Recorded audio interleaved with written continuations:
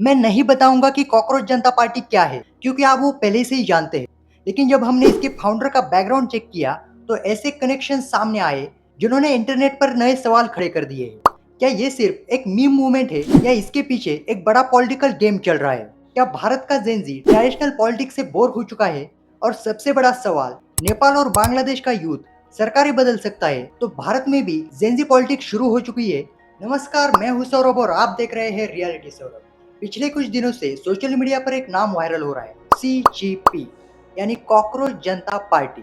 Instagram reels, memes, YouTube shorts, हर जगह इसी की चर्चा हो रही है। कुछ लोग इसे कॉमेडी मूवमेंट बोल रहे हैं, कुछ पॉलिटिकल स्टंट, और कुछ लोग बोल रहे हैं कि ये फ्रस्ट्रेटेड यूथ की आवाज है। इस पार्टी का सिंबल है कॉकरोच, एक ऐसा क्रिएचर जो हर सिचुएशन में सरवाइव कर लेता है।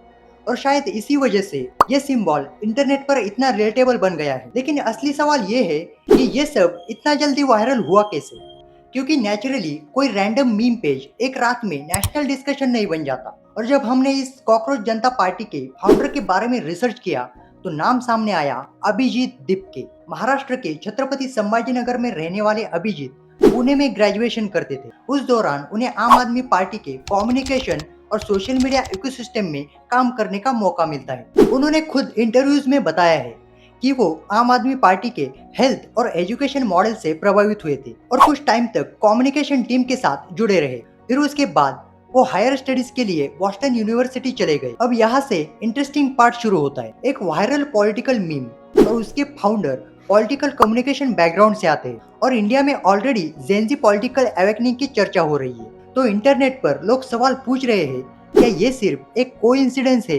क्या इंडिया में चुपचाप से एक नई इंटरनेट पॉलिटिक्स खड़ी हो रही है? क्योंकि कुछ टाइम पहले अरविंद केजरीवाल ने एक स्टेटमेंट दिया था, जिसमें उन्होंने नेपाल और बांग्लादेश के यूथ का एग्जाम्पल देते हुए कहा था कि नेपाल और बांग्लादेश का जेनजी सड़क पर उतर के अपनी सरकारें बदल सकता है, तो भारत का जेनजी क्यों नहीं?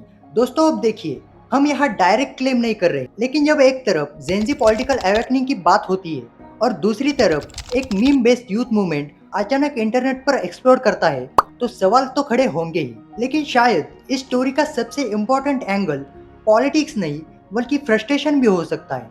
आज भारत का हर युवा जॉब्स, कॉम्पिटिशन्स, पॉलिटिकल डिविजन्स और सोशल मीडिया ओवरलोड की वजह से हमेशा दबाव में होता है। ट्रेडिशनल पॉलिटिकल प्रोमिसेस से बहुत सारे युवा इमोशनली डिस्कनेक्ट फील करने लगे, और जब प्रेशर बढ़ता है तो इंटरनेट उसे मीम में कन्वर्ट कर देता है। और कॉकरोच जनता पार्टी शायद इसी फ्रस्ट्रेशन का सिंबल बन गई है। व्यंग, dark humour, anti system feeling, ये सब जेनजी इंटरनेट कल्चर का पार्ट है।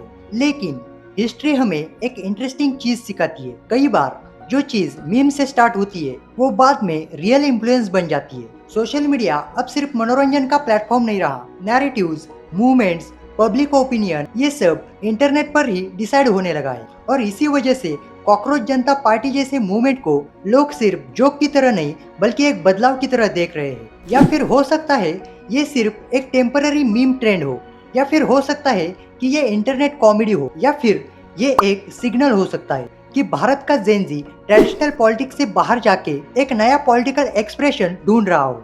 अब फ्यूचर में ये मूवमेंट कहाँ तक जाएगा, ये तो वक्त बताएगा। वैसे दोस्तों, आपको क्या लगता है? क्या कॉकरोच जनता पार्टी सिर्फ एक मीम है, या फिर फ्यूचर इंटरनेट पॉलिटिक्स का ट्रेलर है? कमेंट करके जरूर बताइए। और आप भी कॉकरोच जनता पार्टी को सपोर्ट करते हैं तो वीडियो को लाइक करें और रियलिटी सौरभ को सब्सक्राइब करें। मिलते हैं नेक्स्ट वीडियो में, तब तक के लिए बाय बाय।